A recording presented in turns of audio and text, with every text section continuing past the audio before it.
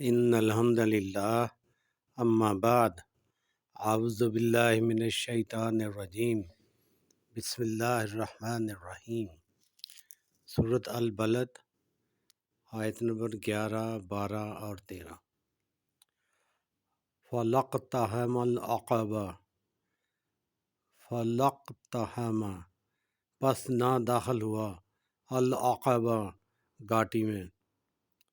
فَلَقْتَحَمَ الْعَقَبَةَ مگر وہ گھاٹی پر سے ہو کر نہ گزرا۔ وما ادراک ما العقبہ، وما ادراک اور تو کیا سمجھے، ما العقبہ کیا ہے گھاٹی، وما اور تو کیا ادراک سمجھے، ما العقبہ کیا ہے گھاٹی۔ فق رقبہ کسی کی گردن کا چھڑانا، فق رقبہ کسی کی گردن کا چھڑانا۔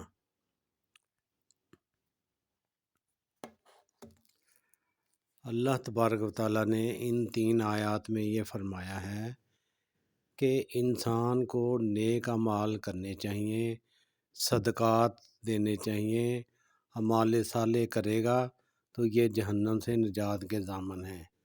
نیک اعمال سے یہ بھی مراد ہے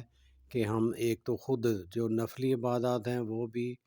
فرض عبادات ہیں وہ بھی کریں،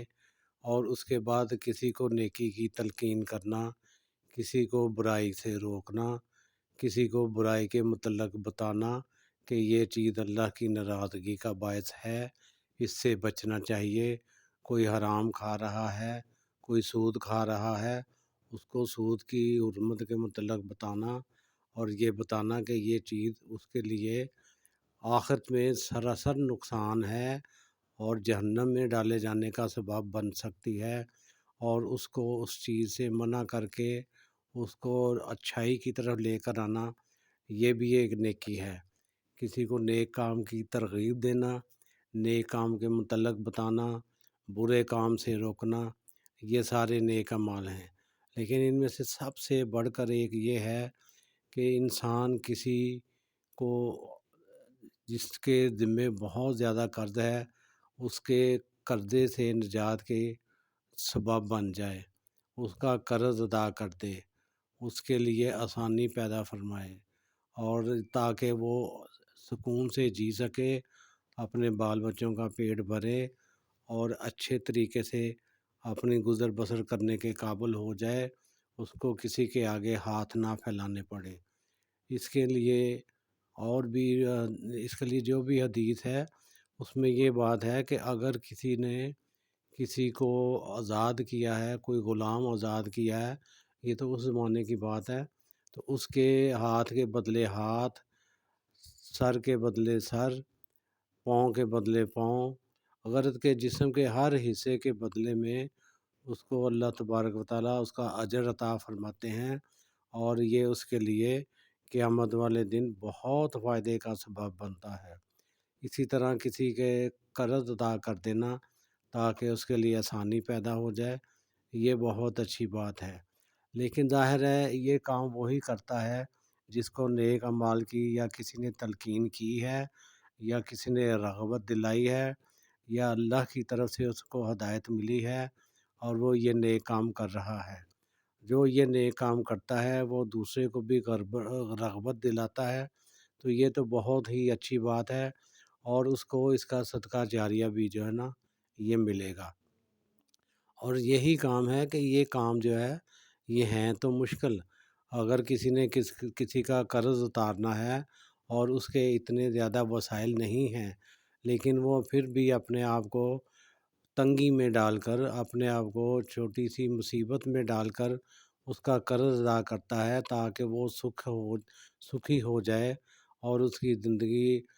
پریشانیوں سے بچ جائے اور وہ اپنے بال بچوں کا پیٹ اچھے طریقے سے بھر سکے، تو یہی ہے کہ وہ تنگی میں اپنے آپ کو ڈال کر نیکی کر رہا ہے، تو یہ اس کے لیے بہت اجر کا باعث ہے۔ اللہ تبارک و تعالیٰ نے انسان کو یہی بتایا ہے کہ نیک راستے پر چلنا آسان کام نہیں، مشکل ہے، اور اس میں تنگی بھی برداشت کرنی پڑتی ہے، اور لوگوں کی باتیں بھی سننا پڑتی ہیں، لیکن کامیاب وہی ہے جو مستقل مزاجی سے اچھے کام کرتا ہے، دوسروں کو تلقین بھی کرتا ہے، اور اس کو دیکھ کر دوسرے اسی طرح کے نیک کام کرنے کا عزم بھی کو پکڑتے ہیں اور اپنے اعمال کو صالح کر لیتے ہیں۔ اللہ سے دعا ہے ہمیں اللہ تبارک و تعالیٰ نیک کام کرنے، دوسروں کو بتانے اور ہر ایک کے لیے اچھا سوچنے کی توفیق عطا فرمائے، تاکہ ہم اپنے اعمال اچھے کریں اور دوسروں کے لیے آسانیاں پیدا فرمائیں۔ جب ہم دوسروں کے لیے آسانیاں پیدا کرنے کی کوشش میں لگے رہیں گے تو اللہ تبارک و تعالیٰ بھی ہمارے لیے آسانیاں پیدا فرمائیں گے۔ دعاؤں میں یاد رکھیے۔ السلام علیکم ورحمۃ اللہ۔